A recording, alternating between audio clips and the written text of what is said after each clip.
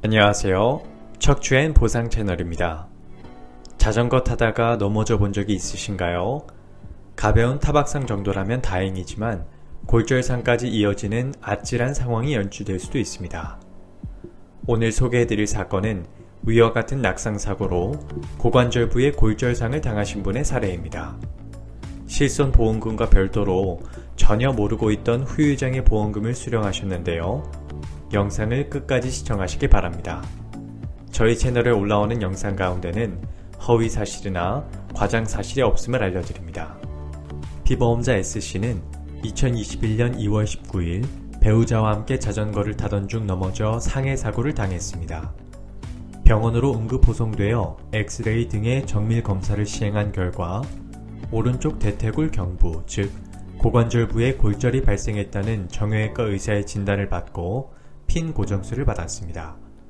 피보험자 S씨는 개인적으로 가입한 생명보험사와 손해보험사에 보험금 청구를 하여 실손치료비, 입원 일당, 골절 진단비 등을 지급받았으나 보험사에서 후유장애 보험금을 지급하지 않았습니다.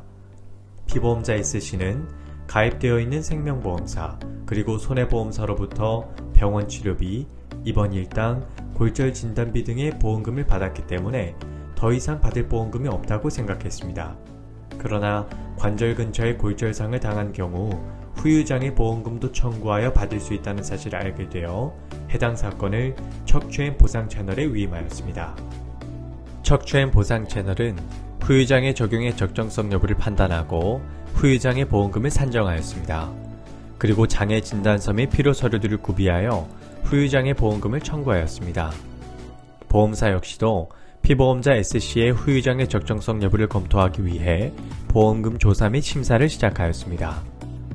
피보험자 S씨의 손해보험사에서는 후유장애 보험금에 관련하여 원만한 협의가 이루어졌지만 생명보험사에서는 면책을 주장하였습니다.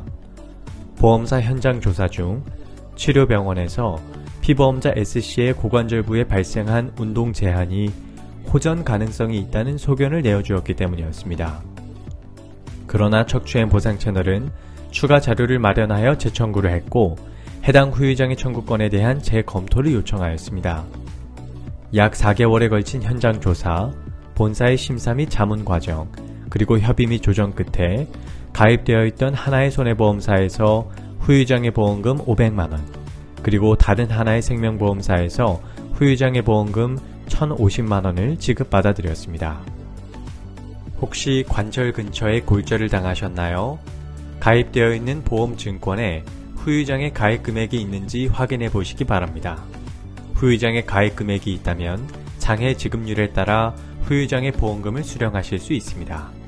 다만 일반인 분들은 개인적으로 이 보험금을 청구하거나 지급받을 수 없습니다. 왜일까요? 후유장애는 관련한 평가 방식과 인정 기준이 별도로 마련되어 있기 때문에 이에 부합하는 경우에만 이 보험금을 청구하여 받을 수 있습니다. 고관절 골절의 경우 후유장애를 평가할 때에 골절로 인한 관절 손상이 생겼는지, 관절 운동 범위가 얼마나 제한되는지 등을 평가하게 됩니다. 보험 약관에 따르면 고관절부의 경우 해당 관절에 운동 제한이 생기면 그 정도에 따라 장애 지급률을 각각 5%, 10%, 그리고 20%로 정하고 있습니다. 사실 요즘 시대에는 금전적인 문제로 제때 치료를 받지 못하거나 지역 의료 수준이 낮아서 치료를 잘 못 받는 경우가 거의 없습니다. 한국에서는 대부분 적절한 때에 양질의 의료 서비스를 제공받기 때문에 환자들의 회복이 빠르고 호전적인 편입니다. 그래서 많은 경우 관절 운동의 정상 영역까지 금세 회복하게 됩니다. 따라서 대부분의 의사들은 골절이 되었다 하더라도 장애가 남지 않는다고 판단합니다.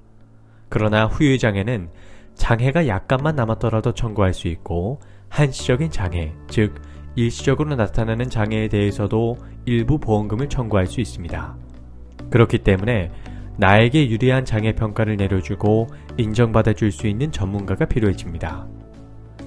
오늘 영상의 요점을 요약하면 고관절부에 골절상을 입은 경우 후유장애 보험금을 수령할 수 있다.